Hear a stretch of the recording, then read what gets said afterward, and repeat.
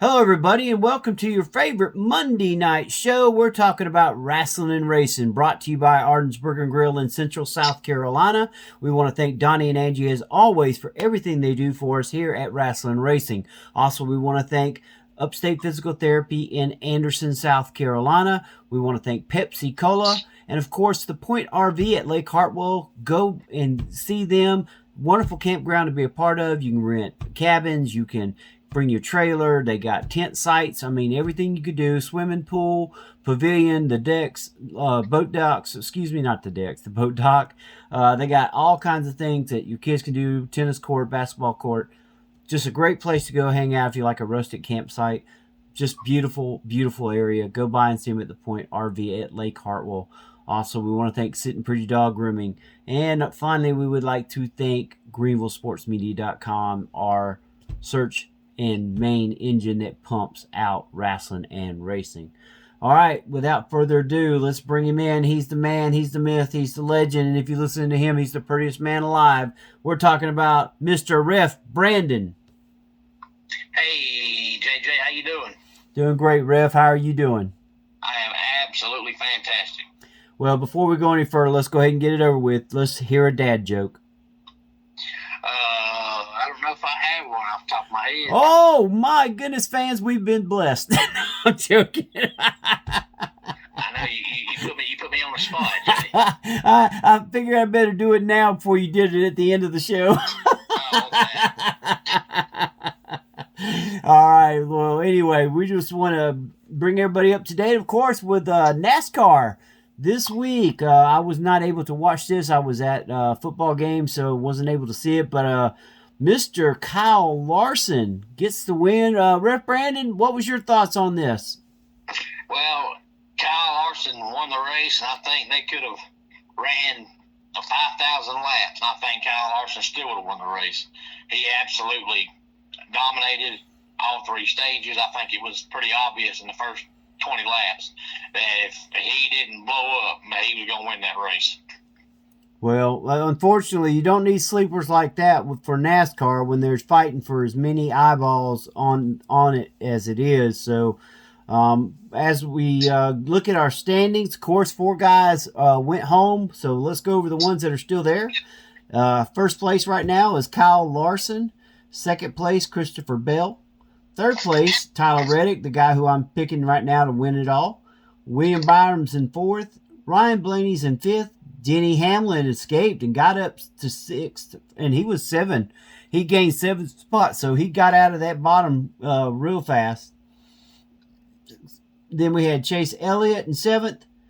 Joey Logano lost 5 spots, went down to 8th. Austin Cindric lost 7 spots, went down to 9th. Daniel Suarez lost 5 spots, went down to 10th. Alex Bowman lost 7 spots. He went down to 11th. Chase Briscoe lost 1 spot, went down to 12th. And Ty Gibbs is the one that starts the ones that are no longer in it. Ty Gibbs, 13th. Martin Truex Jr., 14th. Brad Keselowski, 15th. And Harrison Burton, 16th. That's our top 16 drivers that was in the playoffs. Of course, the last 4, Truex Jr., Gibbs, Keselowski, and Burton are no longer in the playoffs, though they can still go out, win races, and try to work on next year. Those 4 are out of the chance to win the championship this year. So, what's your thoughts, Brandon, on who you still got winning it all this year? I still think Tyler Reddick wins it all because he's been the most consistent all year. William Byron for 2 straight years has been the best driver by far from February to about June. He just disappears. So he's off the table. I think it's either going to be Tyler Reddick or Kyle Larson. If Larson runs like he did yesterday, then obviously it's going to be him. But I think Reddick wins it all. So we're in agreement. Tyler Reddick is the one we're picking to win it all. And that concludes our NASCAR look as of right now. But let's go to our pro wrestling update. Of course, we're going to go over a little AEW and WWE. But first, before we do that, let's find out where Brandon was this week. Brandon, tell us a little bit about your weekend. I had 2 shows on Saturday. One was Saturday afternoon at the Commerce Fall Festival. We were right there on the main strip. You couldn't walk to a food booth without passing by the wrestling ring. We had a lemonade stand right beside us, a chicken wing stand right beside us, a barbecue stand right beside us, a popsicle stand right beside us, a mechanical bull right beside us. Did you have Did you have a food truck match? Well, we should have had one. We started that one at 1 o'clock, and of course, since it's Fall Festival, everything is fit inside windows, so it had to be done by 3 o'clock. And then I left there and I went to SWA Saturday night for that memorial show for the guy that had that wreck and is now paralyzed. So I had two shows Saturday, one at 1 o'clock in the afternoon and one at 7 o'clock Saturday night. Sounds like fun. What was the action? Oh, it was good. Both shows were really, really, really good.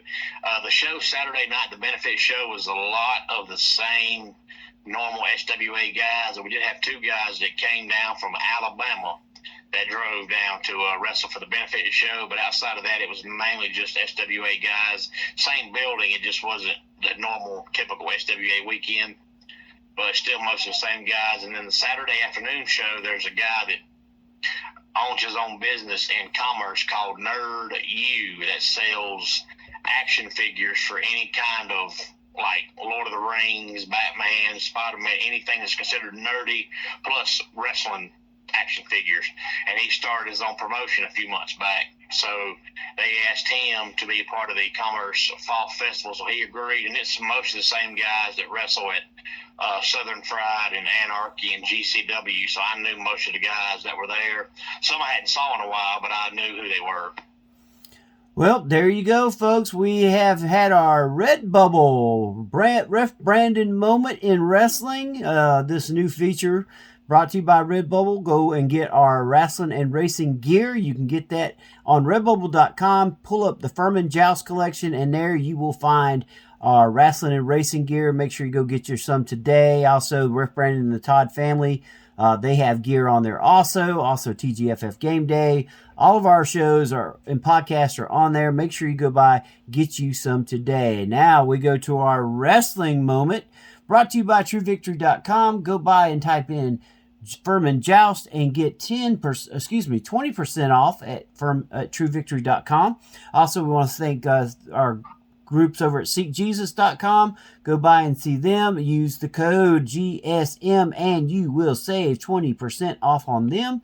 And also, we want to thank Cowboy Revolution. Use the code Furman Joust and you can save money there. All right, Brandon, we're going to go to the WWE. Give us an update of what's going on in the WWE as we get closer and closer to Bad Blood. Yeah, Bad Blood is less than 2 weeks away now. It's the first Saturday in October. It'll be interesting to see now if they get hurt at all with college football because, their first few Saturday PLEs were in the spring and the summer with no football. But now they're going to be running Saturday night against whatever prime time college football games are on that night. So it'll be interesting to see now how many people choose football over wrestling or wrestling over football, because most people that are wrestling fans are also football fans. Not all, but most. So it'll be interesting to see how many, record wrestling and watch football, or record football and watch wrestling. Hopefully they'll have pretty good numbers coming out of it. So far, there's been 5 matches announced, and that's probably all they're going to have because it's been pretty consistent over the past 5 or 6 months. And unless it's one of their 4 big shows, all the rest of the shows just have 5 matches. So that's probably all they're going to have. We have the Women's World Championship match with Liv Morgan versus Rhea Ripley, Damian Priest versus Finn Balor, a Hell in a Cell match with CM Punk versus Drew McIntyre, a singles match for the Women's Championship with Nia Jax going against either Bayley or Naomi. That's yet to be determined. And then we have a tag team match with Cody Rhodes and Roman Reigns versus Bloodline members Solo Sikoa and Jacob Fatu. and that's probably the only 5 they'll end up having. But we're counting down the days to that. We're also counting down the days to the end of Monday Night Raw on USA. It seems like Raw has been on USA forever because, what was it, late 90s, early 2000s, they left USA and went to TNN for, 2 years maybe, and then they were right back on USA. So, Raw pretty much for 30 years has been coming on USA. So it's going to be strange to sit down on Monday night to watch Raw and it not be on USA. We're also counting down the days to Raw only being a 2-hour show as opposed to a 3-hour show.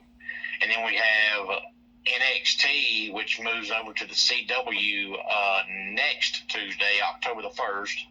And, of course, SmackDown's already moved over to USA. That started 2 weeks ago. And then over the weekend, Rikishi put up some kind of social media post that said, "Pray for my son," which I hate people do that because you don't really give a reason why you say that. So now everybody's thinking something's wrong with Jimmy, but Jimmy says he's fine and nothing wrong. So, why did Rikishi say that if his son is completely fine?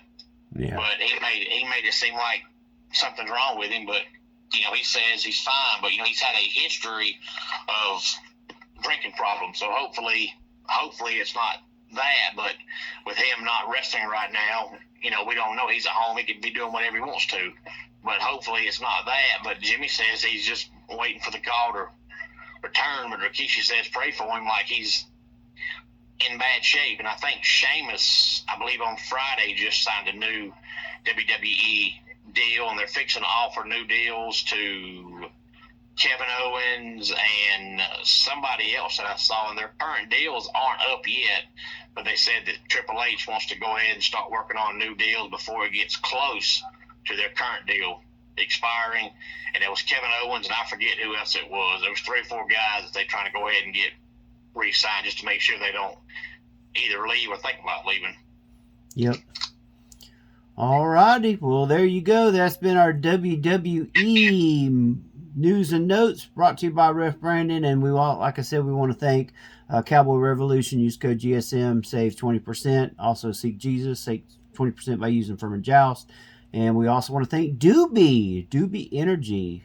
Use them and use code Furman Joust, save 10%. All right, now we go to the AEW news and notes. And, of course, this coming Wednesday is AEW Grand Slam, coming to you live from Arthur Ashe Stadium in Queens, New York. This is, of course, Dynamite, but they treat it like a pay-per-view, which is kind of weird. But at the same time, this is the creative sources at AEW, so they're going to give us a semi-pay-per-view, just not the length of a pay-per-view. Of course, let's go with the matches. A lumberjack strap match, Jeff Jarrett versus Hangman Adam Page. I can't see Jarrett winning this. I think that Jarrett will have his spots, but when it comes right down to it, Hangman Adam Page right now is red hot. They're trying to keep him that way. I don't see them letting that one go any further. What's your thoughts on that, Ref? I agree with you on that. AEW Women's World Championship is on the line. Mariah May, which has kind of lost her thunder since Toni Storm has left, and she faces Yuka Sasaki. I probably destroyed her name right there. I've only seen her in one match, and it was a trios match, and she did pretty well in it. I don't see her winning the title, but I think once again you're going to see her have her moments. But they're going to have to do something with Maria May and get her to back to the hot commodity that she was at first. Her and both Mercedes Moné have kind of lost their luster, so something's going to have to happen with both of those titles, or we're going to be in a world of hurt as far as the women's division. It's not like we don't have the girls; it's just we just don't have the. Well, Mercedes Moné never had the luster because she just sucks, and it was almost like they had Mariah May, and they brought her in, and they were determined that she was going to win the belt from Toni Storm, and after that they had no plan for her.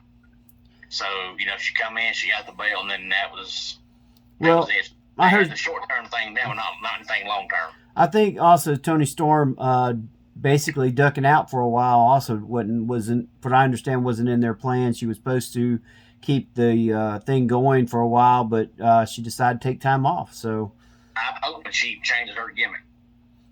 we'll see. I've seen several videos over in Australia where she's talking to people, and she's like, she's just taking time away, and you can never forget about her because she's timeless.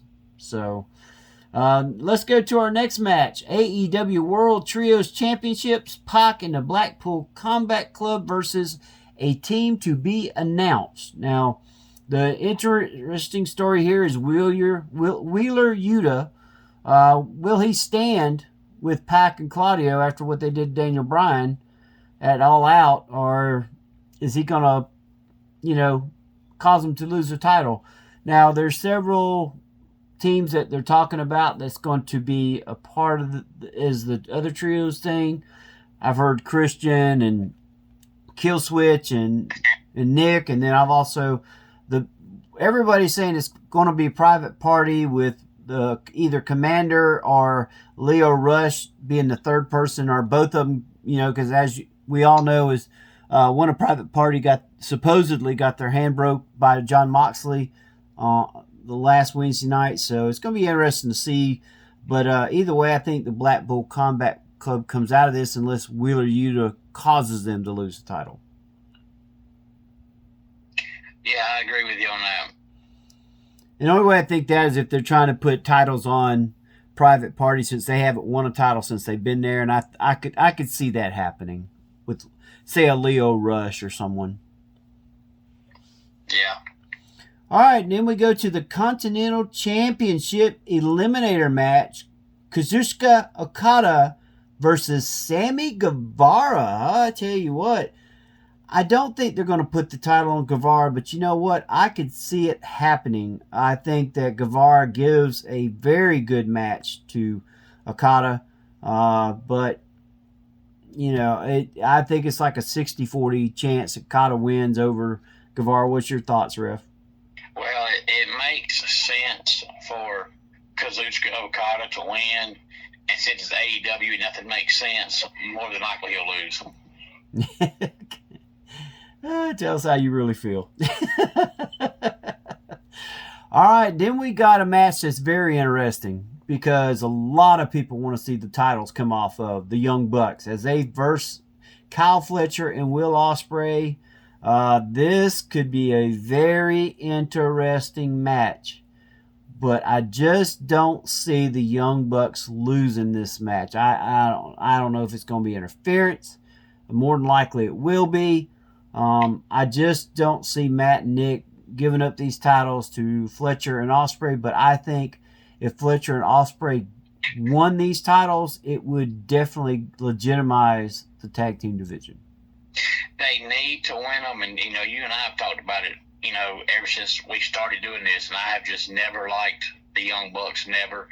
But you'd be surprised at how many articles I read about AEW, struggling with their TV numbers, and probably 2/3 of the ones that I read are people complaining about the Young Bucks. So I'm not the only one that doesn't like them. There's nothing about them that catches your attention. Nobody's going to watch AEW to see the Young Bucks. You don't buy a ticket to watch the Young Bucks. You just don't. And nobody likes them. And what makes it worse is they pretty much run the company now. So they can keep those belts if they want to 20 years. And nobody wants that. So them keeping them belts for as long as they already have and as long as they probably will, and the fact that nobody already likes them is only hurting the company. So if the Young Bucks are smart, they'll give those belts up. I think that the only thing that I give them a little bit more credit for right now is at least they're defending them, because there for several months they just didn't defend them, and you even wondered if there was a tag team division. So I agree with you on a lot of that. So our next match, Jon Moxley versus Darby Allin. Jon Moxley, of course, this storyline of who's behind what he's doing. The Blackpool Combat Club, of course, jumping Bryan Danielson, excuse me, I keep wanting to call him Daniel Bryan. Expect John Moxley to win this match because it's got a set up for him versus Danielson at Wrestle Dream in October. It just makes more sense for that to happen. I don't see Darby Allin versus Danielson. That would be a great match too, don't get me wrong, but I just think based on storyline and what they want to do going into next year, it just makes sense for Moxley to be the one taking on Bryan Danielson. Yeah, it does. We know Bryan doesn't have, much longer. I don't know exactly how long he'll, keep this belt. More than likely, whenever he loses it, that's probably going to be end of the career. So Moxley makes more sense. Yep, and then we finished the night with the world champion, AEW World Champion. Of course, the title will not be on the line. This is more of a return to ROH early days. We got Bryan Danielson versus Nigel McGuinness, former ring announcer, commentator, that has been working out, getting himself back to shape to where he can get back in the ring. Putting him in this match with Danielson, I think this is only just to try to keep things with Danielson more. He's wrestled with McGuinness. They know each other's moves. I think this is just to prolong things to get him to Wrestle Dream. I do think Danielson leaves after this year. So I think this is just a matter of prolonging that title run. Yeah. But that's pretty much it. Now we also have heard the conglomeration versus the Learning Tree in a Tornado Trios match. Both groups, have been throwing stuff at each other. Who knows who's going to win that? Also, Jamie Hayter versus Saraya. Now, this match I'm intrigued with, only for the simple fact that Saraya is ready for her push again. Jamie Hayter is coming back off an injury. I think Saraya wins this match by DQ. That way it doesn't hurt Jamie Hayter's return, but it also gives Saraya her push that they're fixing to start put on her. I think they're going to have Saraya go up against Monet after this coming pay-per-view. Yeah, I can see that happen. Because that's like reliving the WWE days. So I think that just makes sense for them to go after. And then, of course, Hayter could probably cost her the match or whatever. And, I that's just where I'm going with that. And then, of course, the FTW Championship, Hook versus Roderick Strong. I don't see Roderick Strong winning this match. Hook just got that title back. But I think Strong could win the match, but I don't see him winning the title, if that makes sense. Yeah. All right. Well, Rev, we got a lot of good information in today. We did, and before we hang up, I want to tell all the ones that listen or watch that live in the upstate of South Carolina that the birthday boy, Matt Hardy, who either turned 50 today or turns 50 tomorrow, Matt Hardy and brother Jeff are going to be in Spartanburg tomorrow, the 24th, and Wednesday, the 25th. Yep. And TNA is running a show this weekend in Spartanburg at the Memorial Auditorium. So they had the Hardy Boys there for a meet and greet tomorrow and Wednesday. Now, I'm not sure of the ticket prices. I'm sure if you go to Ticketmaster.com, you could find a section for them. But I do know that Matt and Jeff Hardy are in Spartanburg tomorrow and Wednesday for a meet and greet, and then they'll be wrestling for TNA this Friday in Spartanburg. All right. And also, other news is the Colognes, Primo and Epico, signed with the NWA. So the NWA, who's been stockpiling a lot of great talent, gets two more guys that, even though we haven't seen them in a while, they have been hot on the independent scene. So I think that's just going to be really good for the NWA's tag team division.